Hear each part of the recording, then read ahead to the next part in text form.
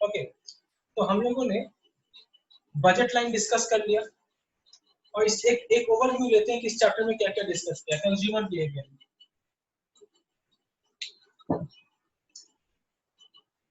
Consumer behaviour में हम लोगों ने क्या क्या सीखा है अभी तक, वो एक ओवरव्यू ले लेते हैं। ओके, तो सबसे पहले तो हम लोगों ने सीखा यूटिलिटी के बारे में कि यूटिलिटी क्या होता है, राइट। तो हम लोगों ने जाना यूटिलिटी मतलब सेटिस्फैक्शन, राइट। अभी इसके बाद हम लोगों ने ये देखा कि यूटिलिटी को हम लोग दो तरह से मेजर कर सकते हैं, एक कार्डिनल अप्रोच और एक ऑर्डिनल अप्रोच, राइट। फिर हम लोगों ने देखा कि एक होता है मार्जिनल यूटिलिटी, यानी कि पर यूनिट एक्स्ट्रा अगर हम लोग देखेंगे तो यूटिलिटी कितना आ रहा है, मार्जिनल यूटिलिटी, राइट। अब उसके बाद आता है हम लोगों का वो diminishing marginal utility, diminishing marginal utility, right. यानी कि अगर जैसे जैसे कंजम्पशन बढ़ाएंगे हम लोग का यूटिलिटी कमते जाएगा, राइट। अभी हम लोगों ने उसके बाद देखा बजट लाइन के बारे में पढ़ा, उसका इक्वेशन, उसका रोटेशन, शिफ्ट, ठीक है।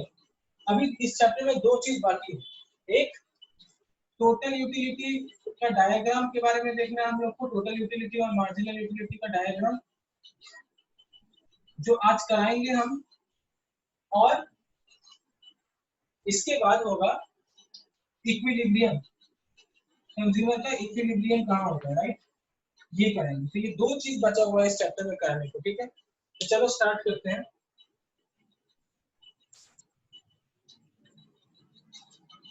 ओके,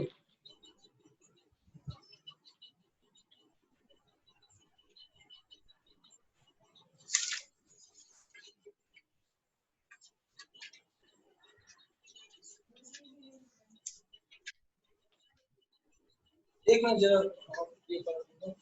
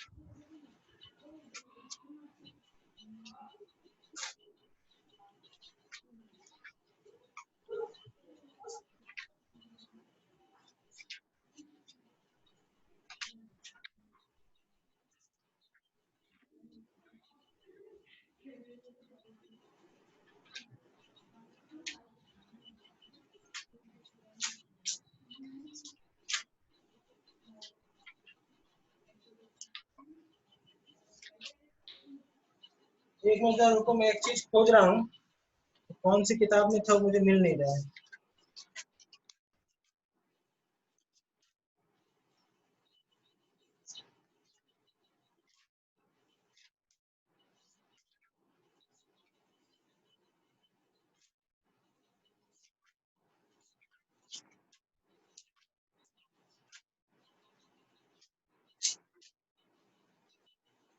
अच्छा ठीक है, मैं खुद से एग्जांपल देके समझाता हूँ कि देखो टोटल यूटिलिटी और मार्जिनल यूटिलिटी क्या होता है, समझने की कोशिश करो। अभी समझो कंजम्पशन है ये, नंबर ऑफ कंजम्पशन, ठीक है। ये टोटल यूटिलिटी और ये मार्जिनल यूटिलिटी।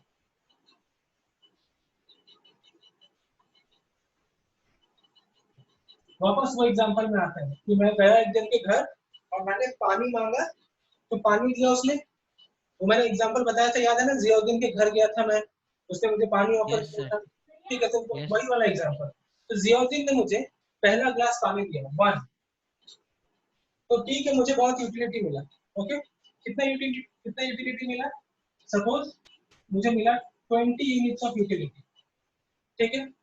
अब जब मैंने टोटल यूटिलिटी 20 हुआ, अब मैंने दूसरा ग्लास पानी पिया दादा, है बोल,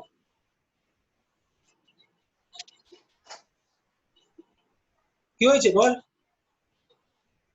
এটা হয়ে গেছিল না? হ্যাঁ সে ওই ব্যাচে করিয়েছিলাম না, এই ব্যাচে তো হয়নি। আচ্ছা এটা করেছি। এই ব্যাচে করেছি? সেটা জানি না। না না এই ব্যাচে করিনি। একটা ডায়াগ্রাম বানাবো এখন দেখ। Suppose second glass of water, तो सेकंड ग्लास ऑफ वाटर ने मुझे यूटिलिटी दिया और पहला ग्लास और दूसरा ग्लास मिला के now the utility is suppose 38, okay. Now third glass of water, तो पहला दूसरा मिला के now suppose the utility is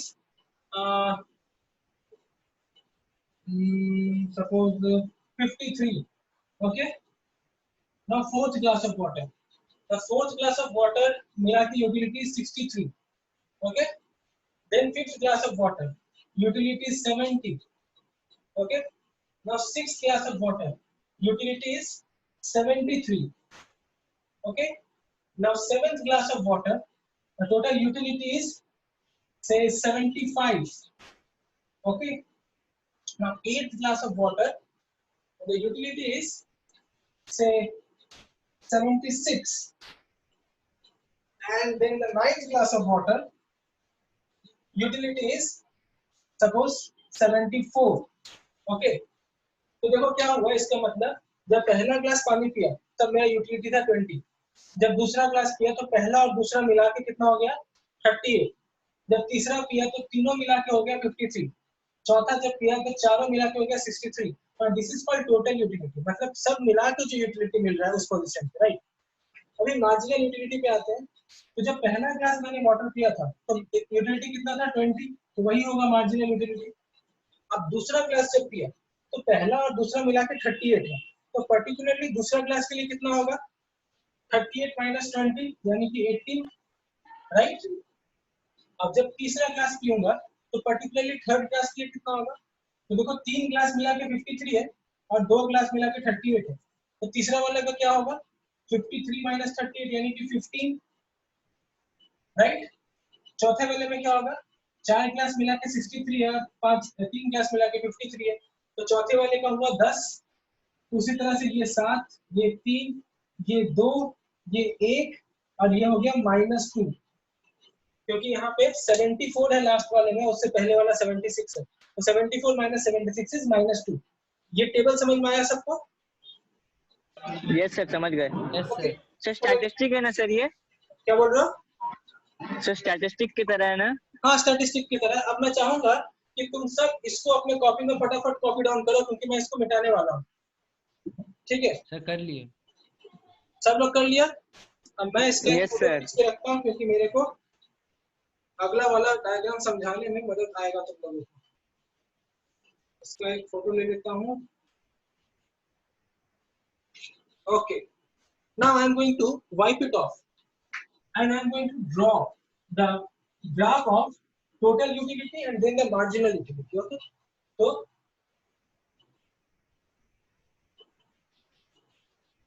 यहाँ पे मैं लिखूंगा नंबर ऑफ ग्लास और यहाँ पे टोटल यूटिलिटी। ओके, तो नंबर ऑफ ग्लास क्या था 1 2 3 4 5 6 7 8 and 9, right? So there were 9 glass. So 0 1 2 3 4 5 6 7 8 9, okay. And if I look at the data जो मैंने hypothetically तैयार किया है अपने मन से, वो डेटा के हिसाब से यूटिलिटी कितना हो रहा है, तो 10-10 करके लेते हैं, 10 20 30 40 50 60 70 और 80, राइट। अब अगर मैं प्लॉट करूं, मैं plotting, this is very easy, follow इस। तो जब एक ग्लास था, ठीक है, तो यूटिलिटी कितना था 20, राइट। तो उसको मैं सपोज यहाँ मैंने प्लॉट कर दिया 20, ओके। जब दो ग्लास था तो 38, यानी कि 40 और 30 के बीच में, यानी कि यहाँ हो रहा है इस पॉइंट पे 38, right. Then 53. 53 is somewhere here. 53. Then 63. 63 is somewhere here. Then 70. 70 is right here. Then 6 number is 73. So 73 is right here. Then 7 number is 75. So 75 is a bit above 73 right here. Then we have 76. So a bit above 75, that is 76 right here. And then 74 मतलब वापस नीचे आ जाएगा. So this is here. Okay. Now can you see the plots? मैं इसको थोड़ा ज़्यादा मोटा कर देता हूँ ताकि तुम लोग को dots दिखे. Okay. So okay. So this is the graph of total utility. Alright. Abhi, now if you look at the graph, the total utility graph is first increasing, reaches a maximum, then it started to fall. Right? ये गिरने लगा ना? इसके हाँ बाद sir नीचे आ गया. अच्छा, ये क्यों नीचे गिरा बताओ तो? क्योंकि एक पर्टिकुलर टाइम के बाद, now try to understand this intuitively, एक पर्टिकुलर टाइम के बाद वो ग्लास जो पानी में पी रहा था वो मुझे उतना यूटिलिटी नहीं दे रहा था, तो मेरा यूटिलिटी अब नीचे जाने लगा है. राइट. तो अगर जियाउद्दीन मुझे एक ग्लास और पानी दे देता तो ये ग्राफ और नीचे जाता और नीचे जाता और नीचे जाता. राइट. ये नीचे की तरफ जाता. अच्छा, तो अभी मैं यहाँ पे एक और ग्राफ बनाऊंगा नीचे. now that graph will be marginal utility graph. Okay. MU graph होगा. इसको थोड़ा ऊपर से बनाऊंगा. देखो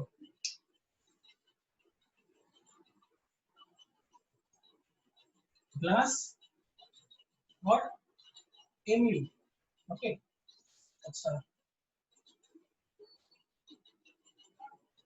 तो सिमिलरली अगर हम देखें तो ये 1 यहाँ हो गया, ये 2 यहाँ हो गया, ये 3 यहाँ हो गया, 4 5 6 7 8 एंड 9. ओके. अब मैं अगर मार्जिनल यूटिलिटी को प्लॉट करूं तो देखो इसका ग्राफ कैसा आएगा मार्जिनल यूटिलिटी का. तो चलो मैं डेटा निकालता हूँ और प्लॉट करता हूँ अगेन. तो जब 1 यूनिट था तो यहाँ भी वापस ऐसे कर देते हैं 10.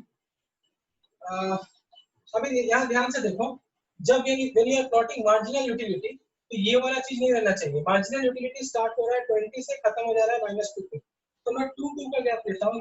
समझो 2 4 6 8 10 12 14 16 18 और 20. राइट. तो जब पहला ग्लास ऑफ वाटर था, ठीक है, पहला ग्लास ऑफ वाटर, तो मार्जिनल यूटिलिटी कितना था 20, यानी कि यहाँ पे. दूसरा ग्लास में हो गया 18, यानी कि यहाँ पे. राइट. तीसरा ग्लास में हो गया 15, यानी कि यहाँ पे. चौथा ग्लास में हो गया 10, यानी कि यहाँ पे. फिर हो गया 7, यानी कि यहाँ पे.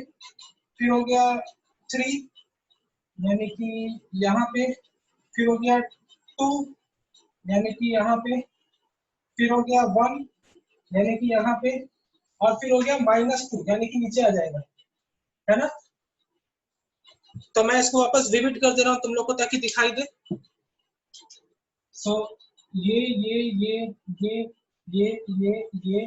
और ये. तो अगर मैं इसको ड्रॉ करूं तो ये कैसा होगा, इस तरह से मार्जिनल यूटिलिटी होगा. अब देखो मार्जिनल यूटिलिटी एक समय नेगेटिव में जरूर जाएगा, है कि नहीं. नेगेटिव में क्यों जा रहा है, क्योंकि वहां पे आफ्टर, अब नेगेटिव में कहां के लिए जा रहा है, ध्यान से देखो. इस पर्टिकुलर पॉइंट के बाद, इस पर्टिकुलर पॉइंट के बाद वो नेगेटिव पे जा रहा है. राइट. तो इसके बाद मेरे को जो यूटिलिटी मिलता है उससे, वो यूटिलिटी एक्चुअली कम रहता है, नेगेटिव रहता है. ठीक है. तब क्या तुम मुझे बता सकते हो कि सबसे मतलब नेगेटिव से पहले जीरो, एक यूटिलिटी जीरो होगा ना, एक पर्टिकुलर पॉइंट पे यूटिलिटी जीरो हो जाएगा. तो जो ये जीरो यूटिलिटी है ना, मार्जिनल यूटिलिटी, ये बेसिकली मैक्सिमम टोटल यूटिलिटी के साथ रहता है हमारा. ठीक है. अगर तुम देखो जहां पे मार्जिनल यूटिलिटी जीरो है जिस पॉइंट पे, उसी पॉइंट से अगर मैं सीधा लाइन खींचूं तो टोटल यूटिलिटी का इस पॉइंट पे आएगा, यानी कि जिस पॉइंट पे टोटल यूटिलिटी मैक्सिमाइज हो जाता है, मैक्सिमाइज। तो अगर तुम ध्यान से देखो टोटल यूटिलिटी क्या हो रहा है, पहले बढ़ रहा है, फिर मैक्सिमम हो रहा है, फिर कम रहा है। तो जिस पॉइंट पे टोटल यूटिलिटी मैक्सिमम हो रहा है ना, उसी पॉइंट पे मार्जिनल यूटिलिटी जीरो हो रहा है कि नहीं? ध्यान से देखो। हाँ सर। ठीक है, तो ये ऐसे ऐसे नहीं होता है, इसके पीछे मैथमेटिक्स है। अब तुम लोग ये बताओ, तुम लोग में से डिफरेंशिएशन किसने किसने किया है मैथ्स में? हम नहीं किए sir. Chandan? No sir. Chandan किया होगा सर। तुम लोग का मैथ्स है कि नहीं है? नहीं है सर। नो सर, नहीं है सर, ओ बीएसटी है। अच्छा अच्छा अच्छा, मैथ्स नहीं है तभी। Yes sir. तो एक एक तुम लोग को मेरे को एक डिफरेंशिएशन का क्लास देना पड़ेगा। मैं मैथ्स का एक क्लास दूंगा डिफरेंशिएशन, उस कॉन्सेप्ट को समझ लोगे तो ये समझ पाओगे। ओके, तो बेसिकली दिस इज, तो इसको याद रखो एज अ रूल कि marginal, now write it down, marginal utility is zero where total utility is maximized. Write it down. Aman mute करो अपना। Okay, alright, so this is the diagram जो मुझे बताना बाकी था। अब अगर ये marginal utility diagram को मैं इसी diagram में फिक्स करूं, ठीक है, तो वो भी इस तरह से आएगा, इस तरह से आके ऐसे जाएगा नीचे की तरफ। 8 पे वो जीरो हो जाएगा, 8th क्लास पे मार्जिनल यूटिलिटी, और स्टार्ट होगा बिल्कुल वहीं से जहां से टोटल यूटिलिटी स्टार्ट हुआ। क्योंकि पहले क्लास की একবার বলো। যদি আমি মার্জিনাল ইউটিলিটি ডায়াগ্রামটা এখানেই আঁকি, তাহলে গ্রাফটা এরকম ভাবে নিচে যাবে, তো স্টার্ট হবে 20 থেকে, বিকজ ফার্স্ট ইউনিটের জন্য যেটা আমার টোটাল ইউটিলিটি সেটাই marginal utility, so it will start from 20 will reach negative at 9th glass of water. So कभी कभी एग्जाम में बोलता है कि एक ही डायग्राम में दोनों लिखाओ, TU और MU, और कभी कभी बोलता है TU अलग डायग्राम में लिखाओ और MU अलग डायग्राम में लिखाओ। So is the diagram portion clear to you all? Sir तीन डायग्राम कौन कौन सा सर? आपका टोटल, मार्जिनल और ये आपका जो नेगेटिव में जा रहा है वो वाला? देखो एक डायग्राम तो ये है टोटल यूटिलिटी का, ठीक है, एक डायग्राम ये हाँ है सर। मार्जिनल यूटिलिटी का। लेकिन कभी कभी तुम लोग का बोर्ड्स में बोलता है कि टोटल यूटिलिटी और मार्जिनल यूटिलिटी को एक ही डायग्राम में बना के दिखाओ, तब तुमको ये और ये दोनों बनाना पड़ेगा, ठीक है। अब ये मैंने रफली प्लॉट किया है, तुमको इसको बराबर प्लॉट करना है, जैसे इस जो डेटा है ना उस डेटा के हिसाब से प्लॉट करना पड़ेगा, जैसे ओके सर। फिर 18 इस तरह से, ठीक है। और इसको जल्दी से बना लो इस डायग्राम को तुम लोग अपने अपने कॉपी में। यस सर, बना लिए। बना लियो? अच्छा, जो लोग नहीं बनाए हो वो लोग एक स्क्रीनशॉट लेके रखो, बाद में बना लेना देख के, या वीडियो देख के बना लेना, ओके।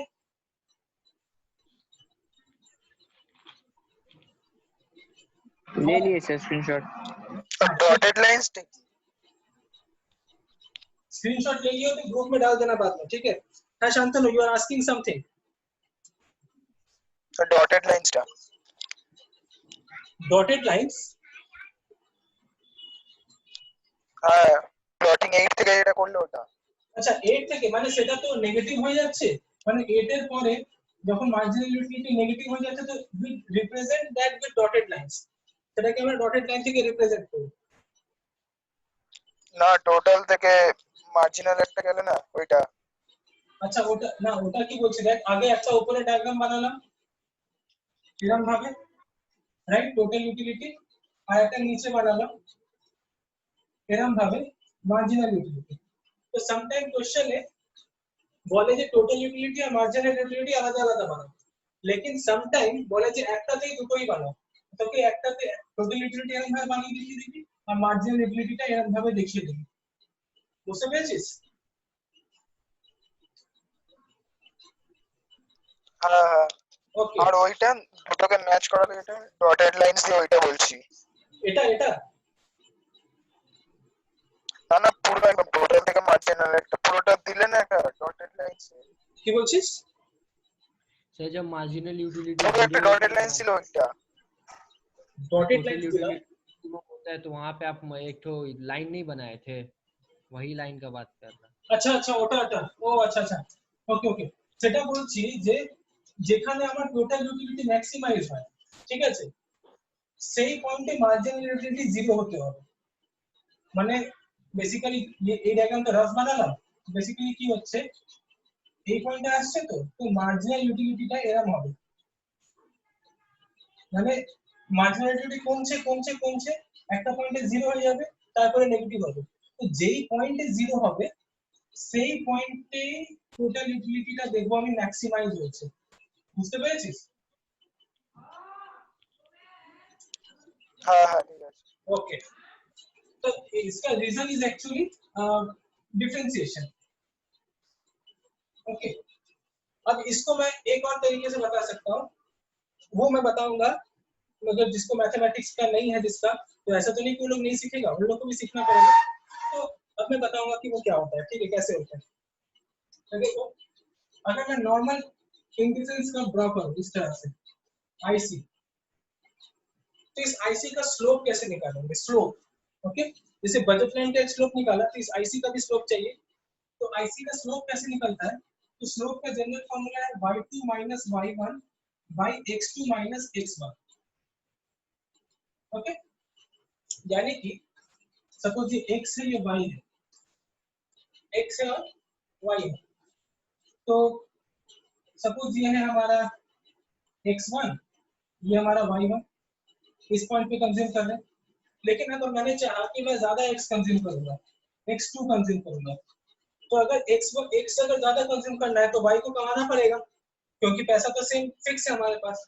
तो y कितना हो जाएगा y2 पे आ जाएगा राइट तो एक को बढ़ाने के लिए दूसरा क्या करना पड़ेगा कमाना पड़ेगा है कि नहीं यस सर तो इसे हम लोग क्या कर रहे हैं हम लोग जो चंदन ने कहा कि हम लोग रिप्लेस नहीं कर सकते सब्स्टिट्यूट तो यही हुआ सब्स्टिट्यूट का कॉन्सेप्ट हम लोग x को सब्स्टिट्यूट कर रहे हैं y से राइट मतलब हम लोग y को कुर्बानी दे रहे हैं x खाने के लिए तो इससे हम लोग कहते हैं मार्जिनल रेट ऑफ सब्स्टिट्यूशन क्या कहते हैं marginal rate of substitution MRS अभी इसका मतलब क्या होगा कि देखो कितना एमआरएस है अगर ध्यान से देखा जाए तो अब यहाँ ध्यान से देखो मैं इसको एक डेटा स्ट्रक्चर से समझाने का कोशिश करता हूँ ताकि तुम लोग की आइडिया जो है वो ज्यादा क्लियर हो जाए एक मिनट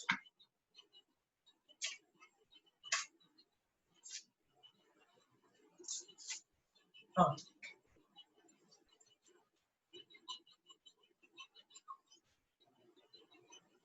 ये डिफरेंस कर्व है नाउ ये है 2 4 6 8 10 12 14 16 ओके एंड यहाँ पे है 1 2 3 4 5 ओके 1 2 3 4 5 तो जब 1 है ना हाँ तो जब 1 है तो 16 है साथ में ठीक है दिस इज पॉइंट ए 1 के साथ 16 यानी कि जब 1 यूनिट ऑफ x कंज्यूम करते हैं तो साथ में 16 यूनिट ऑफ y कंज्यूम करते हैं राइट अब दूसरा हुआ 2 के साथ 10 ये वाला पॉइंट b यानी कि जब 2 यूनिट ऑफ x कंज्यूम करते हैं तो साथ में 10 यूनिट ऑफ y कंज्यूम करते हैं राइट अब तीसरा हुआ 3 के साथ 6 3 और 6 यानी कि ये c जब 3 यूनिट ऑफ x कंज्यूम करते हैं तो 6 यूनिट ऑफ y कंज्यूम करते हैं 4 के साथ हुआ 4 राइट और 5 के साथ हुआ 3 तो ये है तो अभी अगर देखा जाए तो देखो ये वाला पोजीशन पहले था A अब A से मैं जाना चाहता हूँ B में ठीक है तो मेरे को कितना x बढ़ाना पड़ेगा 1 यूनिट x बढ़ रहा है ना 1 यूनिट है कि नहीं लेकिन इस 1 यूनिट x बढ़ाने के लिए कितना यूनिट y का कुर्बानी देना पड़ रहा है देखो 16 से 10 पे चला गया यानी 6 यूनिट का है कि नहीं बात आया समझ में यस सर सर नहीं समझे सर वापस समझा दीजिए ना एक इसे बार देखो जब हम A पे है तो हम 1 x कंज्यूम कर रहे हैं और 16 y कंज्यूम कर रहे हैं अब A से B में जाना है तो जब A से B में जाएंगे तो 2 x कंज्यूम करेंगे और 10 y कंज्यूम करेंगे तो मेरा x कितना बढ़ रहा है x बढ़ रहा है 1 यूनिट और y कितना कम रहा है यस सर y कम रहा है 6 यूनिट तो अगर मैं पे स्लोप के यूनिट बारे सर। में देखूं, n is equal to y2 minus y1 by x2 minus x1। तो पहले यस सर। पॉइंट से दूसरा पॉइंट पे जाने के लिए मैं अगर देखूं तो y2 माइनस y1 कितना हो रहा है, 10 माइनस 16, पहले 16 पे थे फिर 10 पे आ गए, है ना। हाँ तो सर। 10 माइनस 16 और x2 माइनस x1 क्या हो रहा है, पहले 1 में थे अब 2 में आ गए, तो 1 हो रहा है सर। 2 माइनस 1 तो कितना हो गया, हाँ 6/1 यानी कि 6। तो यस सर। ये जो पहला AB तक का जो स्लोप हुआ, यानी कि जो हाँ MRS सर। हुआ, मार्जिनल रेट ऑफ सब्स्टिट्यूशन, वो हुआ 6। ठीक है। अब दूसरा में देखो, अब B से अगर C में आना चाहते हो तो x कितना बढ़ रहा है, x फिर बढ़ रहा है 1 यूनिट, और y कितना कम रहा है, y कम रहा है 4 यूनिट, है ना, 10 से यस 1 से। सर। तो दूसरा के लिए तो MRS टोटल कितना 10 होगा, माइनस 6 है 16 माइनस 10। 6 माइनस 10, 6 माइनस 10, কেন কি আমি আগে ছিলাম 10 এ, এখন এসেছি 6 এ, তো y2 माइनस y1 तो 6 माइनस 10, ठीक है। तो पहले वाले का ये एक्चुअली माइनस 6 होगा और ये माइनस 4 होगा, तो दादा पहले वाले का माइनस 6, दूसरे वाले का माइनस 4, ठीक है। अच्छा, अब तीसरे वाले में यानी कि C से अगर B की কিন্তু तरफ এর जाए, থেকে বি আসছে দাদা, কি বলছিস, এ থেকে যখন বিতে যাচ্ছে পয়েন্ট তখন তো ডাউনওয়ার্ড অ্যারো দিয়েছো তাহলে। হ্যাঁ ডাউনলোড দিয়েছি তো, মানে এ আগে এ তে ছিলাম, মানে কি একটা x আর 16টা y কনসেন্ট করছিলাম, এখন এ থেকে বি তে যাচ্ছি, মানে আমি একটা x বাড়িয়ে দিচ্ছি আর 6টা x কমিয়ে দিচ্ছি, ঠিক আছে। তারপরে যখন বি থেকে সি তে যাচ্ছি, আচ্ছা আচ্ছা ঠিক তো আছে। একটা x বাড়াচ্ছি, 4টে y কমাচ্ছি। এবার যখন সি থেকে ডি তে যাচ্ছি তো আবার একটা x বাড়াচ্ছি আর শুধু দুটো y कमाচ্ছি, तो थर्ड वाला के लिए एमआरएस कितना होगा, -2। फिर फोर्थ वाले के लिए कितना होगा एमआरएस, -1। तो अगर ध्यान से देखा जाए तो मैंने क्या कहा, ये एमआरएस कैसे कैलकुलेट कर रहे हैं हम लोग, स्लोप के फॉर्मूला से। तो ये तो तय हो गया कि एमआरएस क्या होता है, एमआरएस इन डिफरेंस कर्व का स्लोप होता है, राइट, है कि नहीं। एमआरएस हाँ इन सर। डिफरेंस कर्व का स्लोप होता है, और वो स्लोप स्लोप क्या हो होता रहा है। है, देखो कम रहा है ना, पहले 6 फिर 4 फिर 2 फिर 1, तो एमआरएस डिक्रीजिंग है कि नहीं,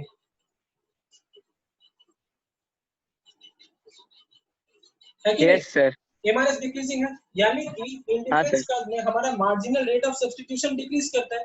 और मैंने ये भी बताया था वो चम्मच, वो तुम्हारे पानी वाला एग्जांपल में, कि मार्जिनल यूटिलिटी भी डिक्रीज करता है कि नहीं। तो मार्जिनल यूटिलिटी भी डिक्रीज कर रहा है, एमआरएस भी डिक्रीज कर रहा है। और अगर ध्यान से सोचें तो इंडिफरेंस कर्व क्या मेजर देता है हम लोग को, यूटिलिटी का ही मेजर देता है। तो इसका मतलब हम बोल सकते हैं कि एमआरएस अगर डिक्रीज कर रहा है, मतलब बेसिकली यूटिलिटी डिक्रीज कर रहा है, मार्जिनल यूटिलिटी, राइट, है कि नहीं। हाँ দাদা सर। আরেকবার বলবে গ্রাফটা।